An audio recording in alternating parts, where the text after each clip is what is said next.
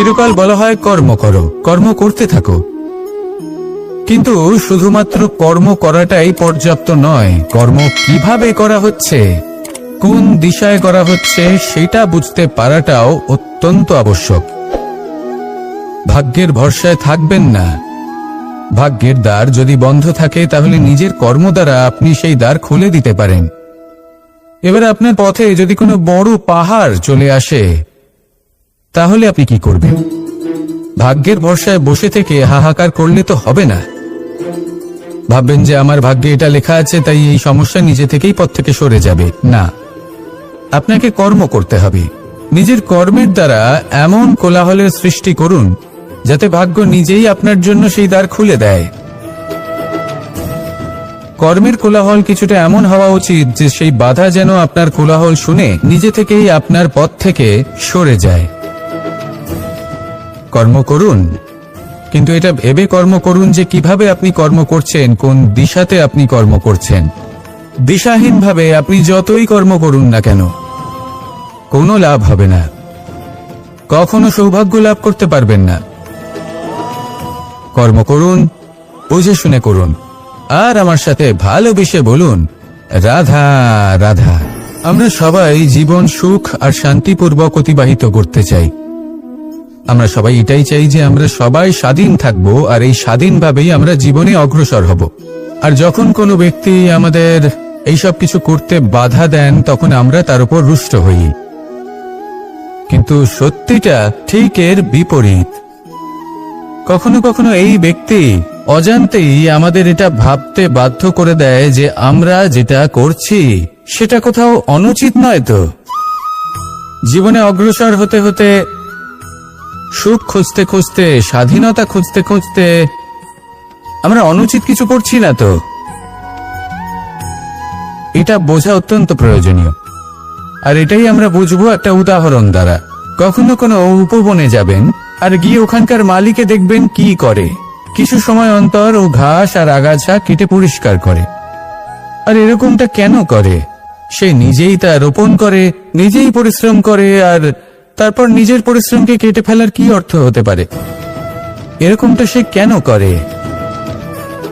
এরকম সে করে যাতে ঘাস এবং চারা সবাইকে নিয়ন্ত্রণে রাখতে পারে, আর সেই উপবনকে সে সুন্দর এবং মনোগ্রাহী করে রাখতে পারে।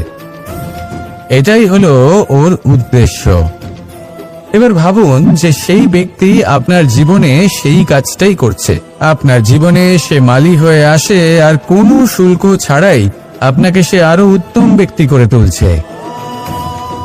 তাই মনে মনে ওনার প্রতি কৃতজ্ঞ থাকুন, আর আমার সাথে ভালোবেসে বলুন রাধা রাধা। আমাদের জীবন হলো একটি যাত্রাপথ, একটি প্রতিযোগিতা। আর এই প্রতিযোগিতায় এগিয়ে থাকার জন্য, জয়লাভ করার জন্য আমরা সবাই কোনো না কোনো সাহায্য খুঁজি। কেউ ঈশ্বরের শরণে যান, কেউ গুরুর কাছে যান, কেউ মাতা পিতার কাছে যান, আবার কেউ যোগ্য বন্ধু নির্বাচন করে নেন। আর হ্যাঁ, এনারা সবাই আপনাকে জীবনে অগ্রসর হওয়ার পথে সাহায্য করতে পারেন। কিন্তু এমন একজন ব্যক্তি আছেন এই সংসারে যিনি এই সংসারে আপনাকে সবার আগে নিয়ে যেতে পারেন। আর সেই ব্যক্তি হলেন স্বয়ং আপনি, আর কেউ নয়। অর্থাৎ আপনি যদি চেষ্টা করেন, পরিশ্রম করেন, তাহলে আপনার বন্ধু, আপনার বান্ধব, আপনার পরিবার, আপনার গুরু আপনাকে সাহায্য করতে পারে, আপনাকে আরো অনেক বেশি প্রদান করতে পারে। কিন্তু যদি আপনার চেতনাই না থাকে তাহলে কেউ আপনাকে এগিয়ে নিয়ে যেতে পারবে না। যেমন ছোট্ট একটা বালক যে সবেমাত্র হাঁটতে শিখছে, প্রথমে সে হামাগুড়ি দিয়ে চলতে চেষ্টা করে। তার মাতা পিতা তাকে দেখে খুব আনন্দ পান, তাকে উৎসাহও দেন। সেই ছোট বালক দাঁড়াতে চেষ্টা করে, হাঁটতে চেষ্টা করে, আবার পড়ে যায়, আবার উঠে দাঁড়ায়, আবার চেষ্টা করে, আবার পড়ে যায়। আর ভবিষ্যতে গিয়ে সে হাঁটতেও শিখে যায়, আবার দৌড়তেও শিখে যায়। এই সংসারে আপনি যে কর্মই করতে চান না কেন, যে স্বপ্নই আপনি পূর্ণ করতে চান না কেন, সেটা আরম্ভ হবে আপনাকে দিয়ে, আপনার কর্ম দ্বারা। তাই কর্ম করতে শুরু করুন। বাইরে থেকে সাহায্য পেতেই পারেন, তার সদ্ব্যবহার করুন, আর আমার সাথে ভালোবেসে বলুন রাধা রাধা। ক্রোধ, এ হলো এই সংসারের সব থেকে ঘাতক আবেগ। এই আবেগ আগুনের সমান। যদি কোনো ব্যক্তির মনে জাগ্রত হয়, তাহলে সামনের ব্যক্তিকে ভস্ম করার আগে সেই আগুন সেই ক্রুদ্ধ ব্যক্তিকেই ভস্ম করে দেয়। সেই জন্য এই ক্রোধকে নিজের থেকে দূরে রাখা অত্যন্ত আবশ্যক। কিন্তু তার অর্থ এটা নয় যে সেই রাগের কোনো মূল্য নেই। আগে হ্যাঁ, কখনো কখনো জীবনে এই ক্রোধের বহিঃপ্রকাশ অত্যন্ত প্রয়োজনীয়। যেমন একজন ব্যক্তি, তিনি অপরাধ করেই চলেছেন, আপনি তাকে সুযোগ দিচ্ছেন কিন্তু সে কথা শুনছেন। সে এই বিভ্রান্তি নিয়ে জীবন অতিবাহিত করছে যে সে যেটা করছে সেটাই হলো উচিত, আর এটাই ভেবে সে অধর্মের পথে অগ্রসর হচ্ছে। এমন একটা সময় ক্রোধের বহিঃপ্রকাশ অত্যন্ত প্রয়োজনীয়। যেমন শ্রীরাম ক্রুদ্ধ হয়েছিলেন, উনি অগ্নিবাণ সাধন করেছিলেন সাগরের প্রতি, কারণ সাগর নিজের অহংকারে মত্ত হয়ে কিছুতেই শ্রীরামকে লঙ্কা পর্যন্ত পৌঁছানোর পথ খুঁজে দিচ্ছিল না। যখন শ্রীরাম ক্রুদ্ধ হলেন, তখন সাগর ওনাকে পথ দেখালো।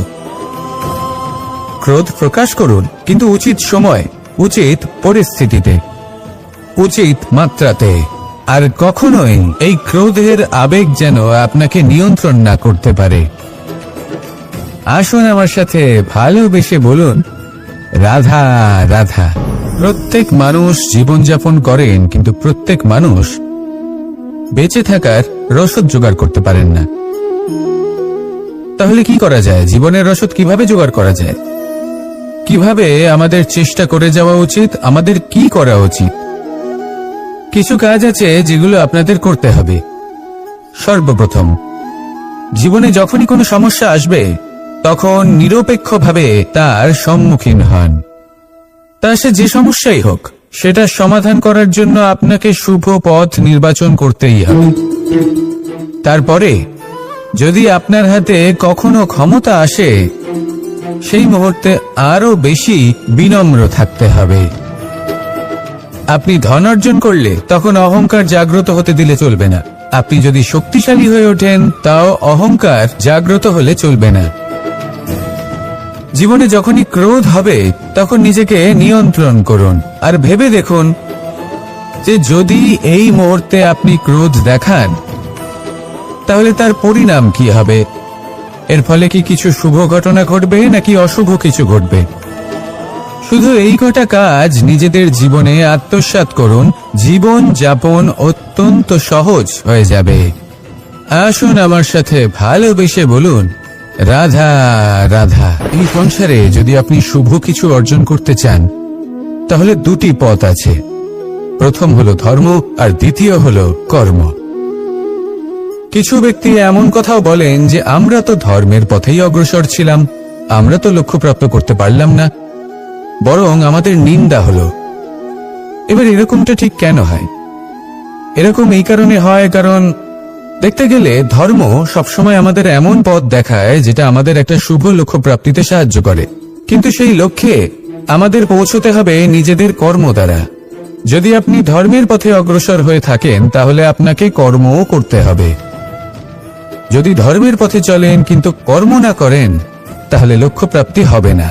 ঠিক সেইভাবেই যদি আপনি কর্ম করতে থাকেন কিন্তু ধর্মের পথে না চলেন, তাও লক্ষ্য প্রাপ্তি হবে না। মনে রাখবেন যে ধর্ম এবং কর্ম হলো একটি মুদ্রার দুই পিঠের সমান। এদের নিজের জীবনে আত্মসাৎ করুন এবং অগ্রসর হন। এই সংসারের প্রত্যেক লক্ষ্য আপনার হবে। আসুন আমার সাথে ভালোবেসে বলুন, রাধা রাধা। আমরা সবাই জীবনে কামনা করি। কেউ ধন সম্পত্তির কামনা করি, কেউ ভালোবাসার, কেউ বন্ধুদের, কেউ নাম খ্যাতি আদি ইত্যাদি। এগুলো লাভ করার জন্য আমরা চেষ্টা করতে থাকি, পরিশ্রম করতে থাকি। কিছু সময় পরে অর্জনও করে ফেলি, কিন্তু সবকিছু অর্জন করার কিছু সময় পরে এরা রুষ্ট হয়ে যান, আমাদের থেকে দূরে চলে যান বা আমাদের থেকে কেড়ে নেওয়া হয়। এমনটা কেন হয়? এমনটা এই কারণে হয় কারণ মানুষের একটা দুর্বলতা আছে। কোনো কিছুই অর্জন করার পরে আস্তে আস্তে সে তার মূল্য, তার গুরুত্ব ভুলে যায়, তার জন্য চেষ্টা করা ছেড়ে দেয়। আর এটাই হলো সব থেকে বড় সমস্যা।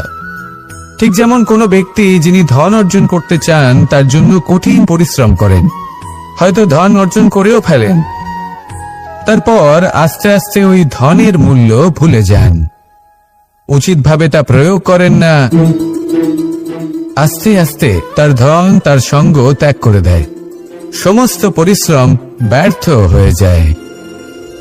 সেই জন্য মনে রাখবেন, এই সংসারে কিছু অর্জন করা অত্যন্ত কঠিন ব্যাপার, কিন্তু তার থেকেও বেশি কঠিন হলো সেটা নিজের সাথে ধরে রাখা। তাই জীবনে যখনই আপনি কিছু অর্জন করবেন তার গুরুত্বটা বুঝুন, আর তারপরে সময়ে সময়ে তার মূল্য নিজেকে স্মরণ করাতে থাকুন। কৃতজ্ঞ থাকুন যে আপনার পরিশ্রম আপনাকে এই ফল দান করেছে, আর চিরকাল পরিশ্রম করুন, তবেই আপনি যেটা লাভ করেছেন সেটা আপনার কাছে থেকে যাবে। আসুন আর আমার সাথে ভালোবেসে বলুন, রাধা রাধা। এই সংসারে আপনার সবথেকে বড় বন্ধু কে? কেউ বলবেন ছোটবেলার বন্ধুরা, কেউ বলবেন মাতা পিতা, কেউ বলবেন ঈশ্বর। এবারে বলুন যে এই সংসারে আপনার সবথেকে বড় শত্রু কে? কেউ বলবে আপনার বিরোধী, সেই ব্যক্তি যে আপনাকে হিংসে করে, বা আপনার নিজের অহংকার, আপনার কুকর্ম। আমি বলবো যে এই সংসারে আপনার সবথেকে বড় বন্ধু হলো আপনার নিজের মন। এই চঞ্চল মনকে যদি আপনি নিয়ন্ত্রণ করতে শিখতে পারেন, তাহলে এর থেকে বড় বন্ধু এই সংসারে আপনি কোথাও পাবেন না।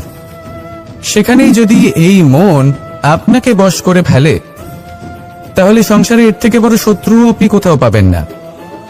সেই জন্য এই সংসারকে নিয়ন্ত্রণ করার চেষ্টা ত্যাগ করুন। প্রথমে এই মনকে নিয়ন্ত্রণ করতে শিখে যান, তাহলে এই জীবন নিজে থেকেই সাফল্যের পথে অগ্রসর হবে।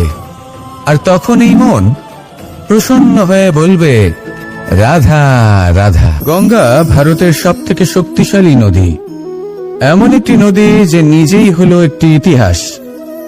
কিন্তু কখনো ভেবেছেন যে এই গঙ্গা নদীর প্রবাহ যখন গঙ্গোত্রী থেকে শুরু হয়, তখন তার উৎপত্তি কিভাবে হয়? হিমবাহ যখন গলে যায়, তখন একটি ফোঁটার জন্ম হয়, সেই ফোঁটাগুলোর সাথে আরো কিছু ফোঁটা যুক্ত হয়, তারপরে একটি ছোট ধারা উৎপন্ন হয়, সেটা বইতে থাকে।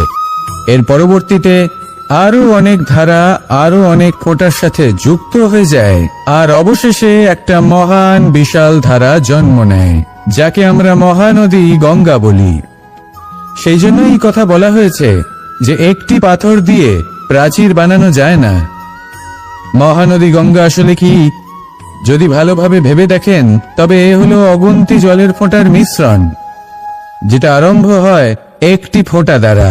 একটি ফোঁটা যা এদের সকলকে নিজের অন্তরে সমাহিত করে নেয় এবং এমন একটি যাত্রা শুরু করে যা পরবর্তীতে মহানদী গঙ্গার রূপ ধারণ করে। এর থেকে আমরা কি শিক্ষা পাই? এটাই যে জীবনে শুধুমাত্র পরিশ্রম এবং সমস্যার সম্মুখীন হওয়াটাই পর্যাপ্ত নয়, সেটা তো সকলকেই করতে হয়। প্রয়োজন হলো সারল্য। সারল্য দ্বারা সবাইকে নিজের অন্তরে সমাহিত করে নিতে হবে, তাদের সাথে চলতে হবে, অনেককে এক করে তুলতে হবে।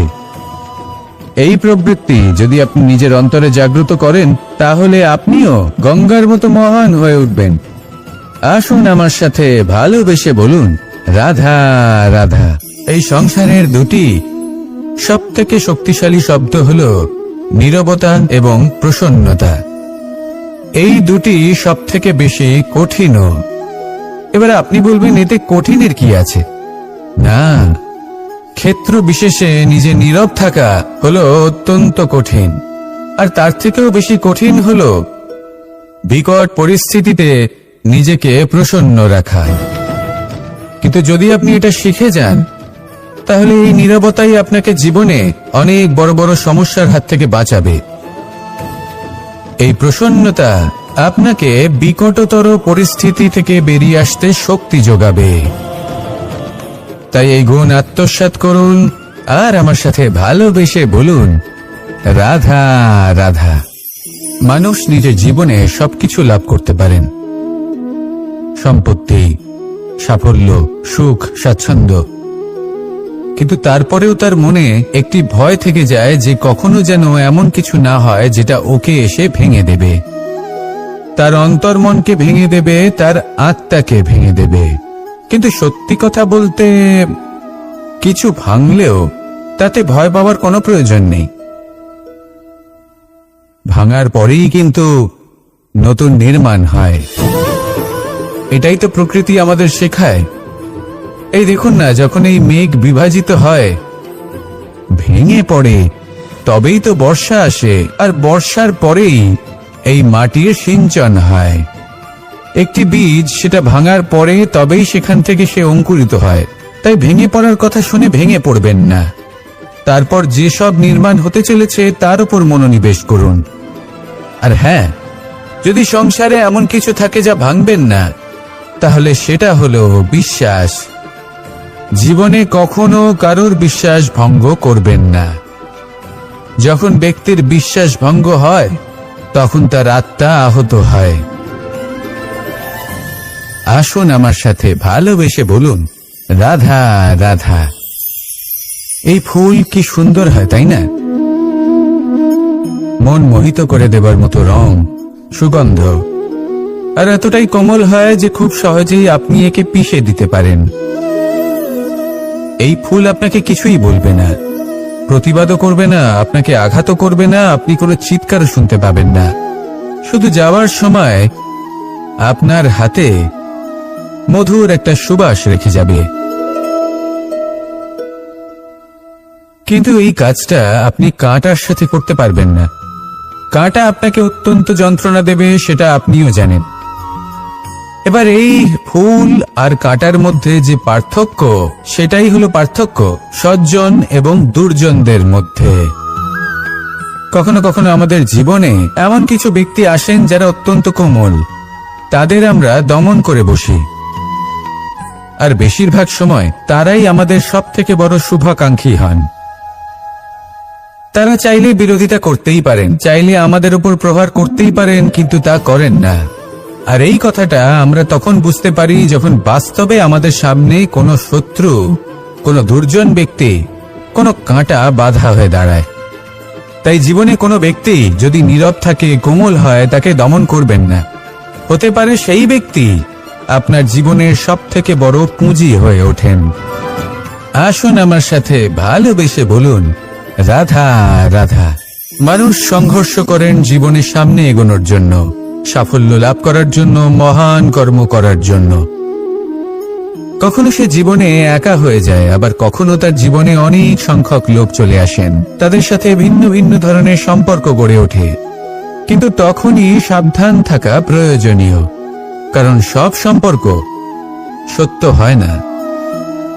যেমন দেখবেন, যখন সাফল্য আসে তখন জীবনে অনেকগুলো সম্পর্কও আসে, নতুন নতুন সম্পর্ক গড়ে ওঠে। কিন্তু যখন ব্যর্থতা আসে তখন খুব কম সম্পর্ক গড়ে ওঠে। আর বেশিরভাগ সময় এই ব্যর্থতার সময় গড়ে ওঠা সম্পর্ক আজীবন আপনার সাথে থেকে যায়। সাফল্য হোক বা অসফলতা, তার কোনো প্রভাব সেই সব সম্পর্কে পড়ে না। সেখানেই সাফল্যের পরে যে সম্পর্ক গড়ে ওঠে, বেশিরভাগ সময় এমনও দেখা যায় যে তার মধ্যে বেশিরভাগ মানুষ আপনাকে নিজের কাজে লাগাবেন, আপনাকে ব্যবহার করবেন, সময় এলে পরে আপনাকে ঠকাতেও পারেন।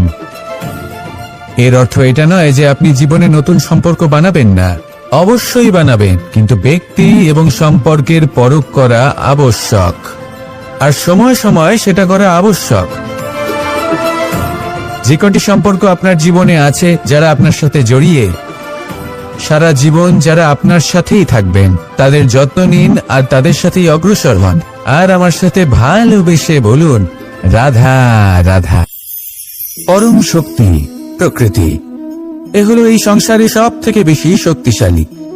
এই প্রকৃতির সামনে কারোর কোনো অস্তিত্ব নেই। এই প্রকৃতি আমাদের জীবন যাপনের জন্য অসংখ্য সম্পদ প্রদান করেছেন, আর তার সাথে এই বিষয়টার দিকেও বিশেষ যত্নবান হয়েছেন যে আমরা যেন এর মোহজালে ফেঁসে না যাই। যেমন পেট ভরানোর জন্য চাল ডাল প্রদান করেছেন, তার সাথেই সেই চাল ডালের মধ্যে কীটেরও উপস্থিতি রেখেছেন, যাতে সেই চাল ডাল সময়ের সাথে সাথে খারাপ হয়ে যায়। উচিত সময় যদি গ্রহণ না করেন তাহলে সমস্ত সবজি নষ্ট হয়ে যাবে। যেমন আমাদের এই মনুষ্য শরীর, তা সে যতই সুন্দর হোক না কেন, মৃত্যুর পরে এই শরীরে পচন ধরে, যাতে এই শরীর থেকে দুর্গন্ধ বেরোয়। এমনটা প্রকৃতি কেন করেছে? যাতে আমরা যত শীঘ্র সম্ভব সেই দেহের অন্ত্যেষ্টিক্রিয়া করতে পারি, তাকে বিদায় জানাতে পারি, আর তাকে পঞ্চমহাভূতে বিলীন হতে দিতে পারি। প্রকৃতি যেটা করছে সেটা অনুচিত নয়। প্রকৃতি এই কারণে এমন করে যাতে আমরা কর্মবন্ধনে আবদ্ধ থাকি, মোহর বন্ধনে নয়। যেমন ধরুন এই শস্য, ধরুন আপনি চেষ্টা করছেন এই শস্য পেতে এবং আপনার জীবনে সেই শস্য আপনি লাভ করছেন অত্যাধিক মাত্রায়, তাহলে তা ভোগ করুন আর বাকি শস্যটা সবার মধ্যে ভাগ করে দিন, যাতে অন্যেরও পেট ভরে। তাতে যদি আপনি সাফল্য লাভ করেন, শ্রেষ্ঠ কর্ম করেন, শ্রেষ্ঠ ব্যক্তি হয়ে ওঠেন, তাহলে কখনো অহংকার করবেন না, অহংকারী হয়ে উঠবেন না। সেই সাফল্য, সেই শ্রেষ্ঠত্ব সদ্ব্যবহার করুন অন্য কারোর জীবন প্রকাশময় করার জন্য। তবেই আপনার সেই সাফল্য, আপনার শ্রেষ্ঠত্ব জীবনে আরো ঊর্ধ্বমুখী হবে। সবার শেষে আমরা সবাই পঞ্চমহাভূতে বিলীন হয়ে যেতে চলেছি। উচিতভাবে এই জীবনের সদ্ব্যবহার করুন, কর্মের সাথে জড়িত থাকুন, এই প্রকৃতির পথ প্রদর্শন মানতে থাকুন, আর আমার সাথে ভালোবেসে বলুন রাধা রাধা। কোন ব্যক্তির এই জীবন যেটা আপনি যাপন করেন, জানিয়ে আপনার এত অহংকার, বলুন এই জীবনে আপনার কি আছে? আপনাকে জন্ম দিয়েছেন আপনার মাতা, তারপর আপনাকে হাঁটতে শিখিয়েছেন, কথা বলতে শিখিয়েছেন, ভাষা শিখিয়েছেন, আরো অনেক কিছুই শিখিয়েছেন আপনার গুরু বা আপনার মাতা পিতা অথবা এই সংসার, ব্যবসা বাণিজ্য, এই সবকিছুর সাধন অন্য কেউ দিয়েছেন। ধন অর্জন করার সাধনও অন্য কেউ দিয়েছেন। ধনও অন্য কারোর থেকেই লাভ করা হয়েছে। সম্মানটাও অন্য কোনো ব্যক্তি আপনাকে দিয়েছেন। জন্মের পর প্রথম স্নানও অন্য কারোর হাতে করতে হয়েছে। মৃত্যুর পরেও অন্তিম স্নানটাও অন্য কেউ করাবে। যদি কোনো পাতার উপরে পড়ে, তাহলে এই সংসারে তৈরি হবে। আপনার নিজের কি আছে? কিন্তু তার জীবন, তার ভবিষ্যৎ শুধু এটাই আছে যেটা আপনার নিজের। আর এই জীবনকে উচিতভাবে যাপন করুন, পূর্ণরূপে তার সদ্ব্যবহার করুন, আর শ্রেষ্ঠ থেকে শ্রেষ্ঠ কর্ম করুন। যদি সময় এলে পরে অন্য কেউ আপনাকে কিছু দেয়, আপনার যেটা প্রয়োজন ছিল, তাহলে সময় এলে আপনাকেও অন্যদের সবকিছুই দেওয়া উচিত। এই জীবনে যা কিছুই লাভ করেছেন তা উচিতভাবে ভালোবেসে উপভোগ করতে শিখুন, সবার মধ্যে ভাগ করে দিতে শিখুন। এবার আপনি মহান হতে চান, মনে রাখবেন এই সংসারে এমন কিছুই নেই যা আপনার আর চিরকাল আপনার কাছেই থাকবে। আসুন আর আমার সাথে ভালোবেসে বলুন রাধা রাধা। প্রত্যেক ব্যক্তি এই সংসারে এই সংখ্যাটি অত্যন্ত শক্তিশালী। আপনি জীবন যাপন করেন একবার, জন্মগ্রহণ হয় একবার, মৃত্যু আপনি একবারই লাভ করেন। কিন্তু যদি এই এক সংখ্যাটি অত্যন্ত গুরুত্বপূর্ণ।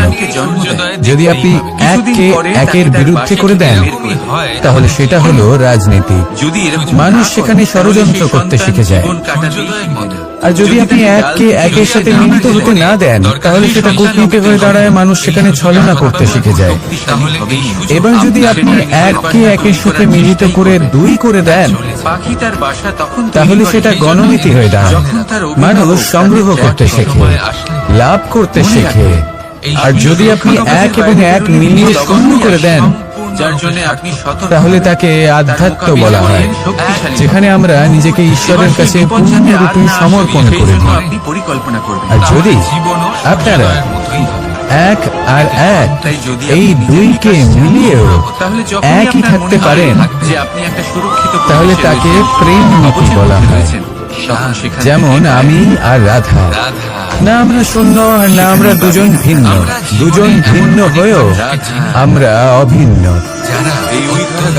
এর দ্বারা জীবনের অর্থ বুঝতে পারা যায়। তাই এই অর্থ বুঝতে শিখুন। এই মন প্রসন্ন হয়ে বলবে, রাধা রাধা। তাও তারা আমরা সবাই জীবনের সামনে এগোতে চাই আর সামনে এগোতেও থাকি। আর যখনই কোনো ব্যক্তি জীবনের সামনে এগোতে থাকে তখন তার পথে নিশ্চিত রূপে বাধা আসে। তখন মানুষ ঈশ্বরের কাছে প্রার্থনা করে যে, হে ঈশ্বর, আমার জীবনে যেন কোনো বাধা না আসে, আর যত বাধা আছে তার হাত থেকে আমাকে রক্ষা করে নিন। পূর্ণরূপে একটি নিরাপদ জীবনের কামনা করে। কিন্তু সত্যি কথা বলতে এই বাধাগুলো কিন্তু কিছু মাত্রায় আমাদের কাছে আবশ্যক। যদি এই বাধা না থাকে তাহলে আমরা সামনে এগোতে পারবো না। একটা উদাহরণ দিই, যখন আমরা হাঁটি তখন এই মাটির একটা আকর্ষণ বল থাকে যেটা আমাদের নিচের দিকে আকৃষ্ট করতে থাকে। সেই কারণে এই সামনে পথ চলা কঠিন হয়ে যায়। কিন্তু এই আকর্ষণ বলের কারণেই আমরা সামনে অগ্রসর হতে পারি, কারণ এই আকর্ষণ বল আমাদের ধরে রেখে দেয়। তার জন্যই আমরা মাটির ওপর টিকে থাকতে পারি। যদি আকর্ষণ বল না থাকে তাহলে আমরা ভারসাম্য হারিয়ে ফেলবো, আর ভারসাম্য হারালে এগিয়ে চলা অসম্ভব হয়ে যাবে। সেই জন্য কখনো জীবনে পূর্ণরূপে নিরাপদ জীবনের কামনা করবেন না। এই যে বাধাগুলো আসে তা কোনো না কোনো কারণে আসে। এটা কেন আসছে সেটা বুঝুন, এদের স্বাগত জানান। এর থেকে যে শিক্ষা লাভ করবেন সেটাই আপনাকে এগিয়ে নিয়ে যাবে। আসুন আর আমার সাথে ভালোবেসে বলুন, রাধা রাধা। আমরা অনেকবার লোকের নিজেকে মনে করান সেই মাতা পিতার এই স্মৃতিগুলি কি অসম্ভব মূল্যবান, তাই না? শুধু তাদের প্রয়োজন হলো একটি মাধ্যম। যেমন মাখনে ভরা এই মাটির হাড়ি দেখে আমার বৃন্দাবনের কথা মনে পড়ে গেল। এই সব কিছু দেখতে গেলে দ্বারকাধীশ যখন চাইবেন যেখানে চাইবেন সর্বোত্তম প্রজাতির মাখন খেতে পারেন, কিন্তু সেই মাখনে বৃন্দাবনের মাখনের মতো সেই আনন্দ, সেই প্রেম কোথায় আছে? বৃন্দাবনে গোপীদের হাড়ি ভেঙে মাখন খাওয়া, বাড়িতে লুকিয়ে চুরিয়ে ঢোকা, পরিশ্রম করা, চুরি করে হাড়ি ভেঙে মাখন খাওয়া, তার মধ্যে যে আনন্দ ছিল সময়ের প্রয়োজন ছিল। সেটা কোনো পাত্রে রাখা মাখনে কি পাওয়া যায়? আর ব্যক্তি ভালো কাজ নিজেই মায়ের বকা খাওয়া, এই সংসারে মায়ের প্রেম অনুভব করা, ওনার হাত থেকে মাখন খাওয়া, যমুনার তটে বসে গোপীদের সাথে হাসি ঠাট্টা করা, রাধাকে উত্ত্যক্ত করা, বৃন্দাবনের স্মৃতিগুলি হলো অমূল্য। যখনই সেগুলো স্মরণ করি তখন এই মন প্রফুল্ল হয়ে ওঠে। কিন্তু আপাতত আমি এই মাখনটাকেই তৃপ্তি লাভ করব। আপনিও আপনার জীবনে সেই অমূল্য অদ্ভুত মুহূর্তগুলোকে স্মরণ করুন এবং আনন্দিত থাকুন। আমার সাথে ভালোবেসে বলুন, রাধা রাধা। মহাভারত, গীতা আর আমি চিরকাল বলা হয় কর্ম করো, কর্ম করতে থাকো। কিন্তু শুধুমাত্র কর্ম করাটাই পর্যাপ্ত নয়। কর্ম কিভাবে করা হচ্ছে, কোন দিশায় করা হচ্ছে সেটা বুঝতে পারাটাও অত্যন্ত আবশ্যক। ভাগ্যের ভরসায় থাকবেন না। ভাগ্যের দ্বার যদি বন্ধ থাকে তাহলে নিজের কর্ম দ্বারা আপনি সেই দ্বার খুলে দিতে পারেন। এবার আপনার পথে যদি কোনো বড় পাহাড় চলে আসে তাহলে আপনি কি করবেন? ভাগ্যের ভরসায় বসে থেকে হাহাকার করলে তো হবে না। ভাববেন যে আমার ভাগ্যে এটা লেখা আছে তাই এই সমস্যা নিজে থেকেই পথ থেকে সরে যাবে না। আপনাকে কর্ম করতে হবে। নিজের কর্মের দ্বারা এমন কোলাহলের সৃষ্টি করুন যাতে ভাগ্য নিজেই আপনার জন্য সেই দ্বার খুলে দেয়। কর্মের কোলাহল কিছুটা এমন হওয়া উচিত যে সেই বাধা যেন আপনার কোলাহল শুনে নিজে থেকেই আপনার পথ থেকে সরে যায়। কর্ম করুন, কিন্তু এটা ভেবে কর্ম করুন যে কিভাবে আপনি কর্ম করছেন, কোন দিশাতে আপনি কর্ম করছেন। দিশাহীন ভাবে আপনি যতই কর্ম করুন না কেন কোনো লাভ হবে না। কখনো সৌভাগ্য লাভ করতে পারবেন না। কর্ম করুন, বুঝে শুনে করুন, আর আমার সাথে ভালোবেসে বলুন, রাধা রাধা। আমরা সবাই জীবন সুখ আর শান্তিপূর্বক অতিবাহিত করতে চাই। আমরা সবাই এটাই চাই যে আমরা সবাই স্বাধীন থাকবো, আর এই স্বাধীনভাবেই আমরা জীবনে অগ্রসর হব। আর যখন কোনো ব্যক্তি আমাদের এইসব কিছু করতে বাধা দেন, তখন আমরা তার উপর রুষ্ট হই। কিন্তু সত্যিটা ঠিক এর বিপরীত। কখনো কখনো এই ব্যক্তি অজান্তেই আমাদের এটা ভাবতে বাধ্য করে দেয় যে আমরা যেটা করছি সেটা কোথাও অনুচিত নয়। তো জীবনে অগ্রসর হতে হতে, সুখ খুঁজতে খুঁজতে, স্বাধীনতা খুঁজতে খুঁজতে আমরা অনুচিত কিছু করছি না তো? দুর্বলতার কারণে আপনার পা মুচকে গেল, এটা বোঝা অত্যন্ত প্রয়োজনীয়। আর এটাই আমরা বুঝবো একটা উদাহরণ দ্বারা। কখনো কোনো উপবনে যাবেন আর গিয়ে ওখানকার মালিকে দেখবেন কি করে। কিছু সময় অন্তর ও ঘাস আর আগাছা কেটে পরিষ্কার করে। আর এরকমটা কেন করে? সে নিজেই তা রোপণ করে, নিজেই পরিশ্রম করে, আর তারপর নিজের পরিশ্রমকে কেটে ফেলার কি অর্থ হতে পারে? এরকমটা সে কেন করে? এরকম সে করে যাতে ঘাস এবং চারা সবাইকে নিয়ন্ত্রণে রাখতে পারে, আর সেই উপবনকে সে সুন্দর এবং মনোগ্রাহী করে রাখতে পারে। এটাই হলো ওর উদ্দেশ্য। তাই মনে রাখবেন, এবার ভাবুন যে সেই ব্যক্তি আপনার জীবনে সেই কাজটাই করছে। আপনার জীবনে সে মালিক হয়ে আসে, আর কোন শুল্ক ছাড়াই আপনাকে সে আরো উত্তম ব্যক্তি করে তুলছে। তাই মনে মনে ওনার প্রতি কৃতজ্ঞ থাকুন, আর আমার সাথে ভালোবেসে বলুন, রাধা রাধা। আমাদের জীবন হলো একটি যাত্রাপথ, একটি প্রতিযোগিতা। আর এই প্রতিযোগিতায় এগিয়ে থাকার জন্য, জয়লাভ করার জন্য আমরা সবাই কোনো না কোনো সাহায্য খুঁজি। কেউ ঈশ্বরের শরণে যান, কেউ গুরুর কাছে যান, কেউ মাতা পিতার কাছে যান, আবার কেউ যোগ্য বন্ধু নির্বাচন করে নেন। আর হ্যাঁ, এনারা সবাই আপনাকে জীবনে অগ্রসর হওয়ার পথে সাহায্য করতে পারে। কিন্তু এমন একজন ব্যক্তি আছেন সংসারে, যিনি এই সংসারে আপনাকে সবার আগে নিয়ে যেতে পারেন। আর সেই ব্যক্তি হলেন স্বয়ং আপনি, আর কেউ নয়। অর্থাৎ আপনি যদি চেষ্টা করেন, পরিশ্রম করেন, তাহলে আপনার বন্ধু, আপনার বান্ধব, আপনার পরিবার, আপনার গুরু আপনাকে সাহায্য করতে পারে, আপনাকে আরো অনেক বেশি প্রদান করতে পারে। কিন্তু যদি আপনার চেতনাই না থাকে, তাহলে কেউ আপনাকে এগিয়ে নিয়ে যেতে পারবে না। যেমন ছোট্ট একটা বালক যে সবে মাত্র হাঁটতে শিখছে, প্রথমে সে হামাগুড়ি দিয়ে চলতে চেষ্টা করে। তার মাতা পিতা তাকে দেখে খুব আনন্দ পান, তাকে উৎসাহও দেন। সেই ছোট বালক দাঁড়াতে চেষ্টা করে, হাঁটতে চেষ্টা করে, আবার পড়ে যায়, আবার উঠে দাঁড়ায়, আবার চেষ্টা করে, আবার পড়ে যায়। আর ভবিষ্যতে গিয়ে সে হাঁটতেও শিখে যায়, আবার দৌড়তেও শিখে যায়। এই সংসারে আপনি যে কর্মই করতে চান না কেন, যে স্বপ্নই আপনি পূর্ণ করতে চান না কেন, সেটা আরম্ভ হবে আপনাকে দিয়ে, আপনার কর্ম দ্বারা। তাই কর্ম করতে শুরু করুন, বাইরে থেকে সাহায্য পেতেই পারেন। তার সদ্ব্যবহার করুন, আর আমার সাথে ভালোবেসে বলুন, রাধা রাধা। ক্রোধ এই হলো এই সংসারের সব থেকে ঘাতক আবেগ। এই আবেগ আগুনের সমান। যদি কোনো ব্যক্তির মনে জাগ্রত হয়, তাহলে সামনের ব্যক্তিকে ভস্ম করার আগে সেই আগুন সেই ক্রুদ্ধ ব্যক্তিকেই ভস্ম করে দেয়। সেই জন্য এই ক্রোধকে নিজের থেকে দূরে রাখা অত্যন্ত আবশ্যক। কিন্তু তার অর্থ এটা নয় যে সেই রাগের কোনো মূল্য নেই। আগে হ্যাঁ, কখনো কখনো জীবনে এই ক্রোধের বহিঃপ্রকাশ অত্যন্ত প্রয়োজনীয়। যেমন একজন ব্যক্তি কোনো ব্যক্তিগত যুদ্ধ, তিনি অপরাধ করেই চলেছেন, আপনি তাকে সুযোগ দিচ্ছেন, কিন্তু সে কথা শুনছেন। সেই বিভ্রান্তি নিয়ে জীবন অতিবাহিত করছে যে সে যেটা করছে সেটাই হলো উচিত, আর এটাই ভেবে সে অধর্মের পথে অগ্রসর হচ্ছে। এমন একটা সময় ক্রোধের বহিঃপ্রকাশ অত্যন্ত প্রয়োজনীয়।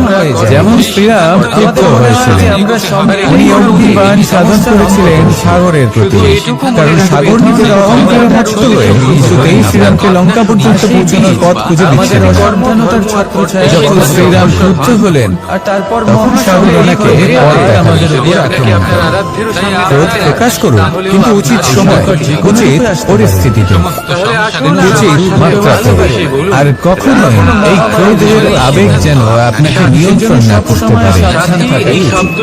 আসুন আমার সাথে ভালোবেসে বলুন, রাধা রাধা। প্রত্যেক মানুষ জীবনযাপন করে, প্রত্যেক মানুষ বেঁচে থাকার রসদ জোগাড় করতে পারে না। তাই যে কোনো সমস্যার সমাধান তাহলে কি করা যায়? জীবনের রসদ কিভাবে জোগাড় করা যায়? কিভাবে আমাদের চেষ্টা করে যাওয়া উচিত, আমাদের কি করা উচিত? নিজের বন্ধু আর কিছু কাজ আছে যেগুলো আপনাদের করতে হবে। রাধা সর্বপ্রথম দুঃখের সময় আপনার জীবনে যখনই কোনো সমস্যা আসবে তখন নিরপেক্ষভাবে তার সম্মুখীন হব। তা সে যে সমস্যাই হোক, সেটা সমাধান করার জন্য আপনাকে শুভ পথ নির্বাচন করতে হবে। তারপরে যদি আপনার হাতে কখনো ক্ষমতা আসে, সেই মুহূর্তে আরো বেশি বিনম্র থাকতে হবে। যখন আপনার সাথে আপনি ধনার্জন করলে তখন অহংকার জাগ্রত হতে দিলে চলবে না। আপনি যদি শক্তিশালী হয়ে ওঠেন, তাও অহংকার জাগ্রত হলে চলবে না। সবার মধ্যে এটা সরল নয়। জীবনে যখনই ক্রোধ হবে তখন নিজেকে নিয়ন্ত্রণ করুন আর ভেবে দেখুন যে যদি এই মুহূর্তে আপনি ক্রোধ দেখান, এটাই হলো ভালোবাসা। তাহলে তার পরিণাম কি হবে? এর ফলে কি কিছু শুভ ঘটনা ঘটবে নাকি অশুভ কিছু ঘটবে? শুধু এই কটা কাজ নিজেদের জীবনে আত্মসাৎ করুন, জীবন যাপন অত্যন্ত সহজ হয়ে যাবে। আসুন আমার সাথে ভালোবেসে বলুন, রাধা রাধা। সংসারে যদি আপনি শুভ কিছু অর্জন করতে চান, তাহলে দুটি পথ আছে। প্রথমে ধর্ম আর দ্বিতীয় হলো কর্ম। রাধা রাধা। কিছু ব্যক্তি এমন কথাও বলেন যে আমরা তো ধর্মের পথেই অগ্রসর ছিলাম, আমরা তো লক্ষ্যপ্রাপ্ত করতে পারলাম না, বরং আমাদের নিন্দা হলো। এবার এরকমটা ঠিক কেন হয়? এরকম এই কারণে হয় কারণ দেখতে গেলে ধর্ম সবসময় আমাদের এমন পথ দেখায় যেটা আমাদের একটা শুভ লক্ষ্য প্রাপ্তিতে সাহায্য করে, কিন্তু সেই লক্ষ্যে আমাদের পৌঁছতে হবে নিজেদের কর্ম দ্বারা।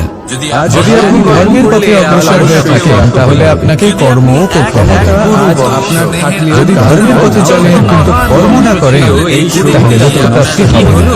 ঠিক সেইভাবে যদি আপনি কর্ম করতে থাকেন কিন্তু ধর্মের পথে না চলেন, তাও লক্ষ্য প্রাপ্তি হবে না।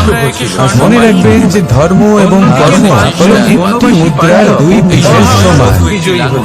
এদের নিজের জীবনে আত্মসাৎ করুন এবং অগ্রসর হন। এই সংসারের প্রত্যেক লক্ষ্য আপনার। আসুন আমার সাথে ভালোবেসে বলুন, রাধা রাধা। আমরা সবাই জীবনের কামনা করি, কেউ ধন সম্পত্তির কামনা করি, কেউ ভালোবাসার, কেউ বন্ধুদের, কেউ নাম খ্যাতি আদি ইত্যাদি। এগুলো লাভ করার জন্য আমরা চেষ্টা করতে থাকি, পরিশ্রম করতে থাকি। কিছু সময় পরে অর্জনও করে ফেলি, কিন্তু সবকিছু অর্জন করার কিছু সময় পরে এরা রুষ্ট হয়ে যান, আমাদের থেকে দূরে চলে যান বা আমাদের থেকে কেড়ে নেওয়া হয়। এমনটা কেন? এমনটা এই কারণে হয় কারণ মানুষের একটা দুর্বলতা আছে।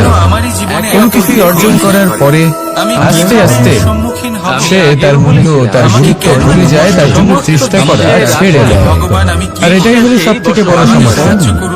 ঠিক যেমন কোনো ব্যক্তি যিনি ধন অর্জন করতে চান, তার জন্য কঠিন পরিশ্রম করেন, হয়তো ধন অর্জন করেও ফেলেন, তারপর আস্তে আস্তে ওই ধনের মূল্য ভুলে যায়, উচিত ভাবে তা প্রয়োগ করেন না, আলোচনা করেন। আস্তে আস্তে তার ধন, তার সঙ্গ ত্যাগ করে দেন, সমস্ত পরিশ্রম ব্যর্থ হয়ে যায়। সেই জন্য মনে রাখবে, এই সংসারে সবকিছু অর্জন করা ব্যক্তির সাথে কথা বলতে অত্যন্ত কঠিন ব্যাপার। জানেন, কিন্তু তার থেকেও বেশি কঠিন হলো সেটা নিজের সাথে ধরে হ্যাঁ আপনার চেয়ে। তাই জীবনে যখনই আপনি কিছু অর্জন করবেন, তার গুরুত্বটা বুঝুন আর তারপরে সময় সময় তার মূল্য নিজেকে স্মরণ করাতে থাকুন। কৃতজ্ঞ থাকুন যে আপনার পরিশ্রম আপনাকে এই ফল দান করেছে, নিজের সাথে কথা বলুন আর চিরকাল পরিশ্রম করুন, তবেই আপনি যেটা লাভ করেছেন সেটা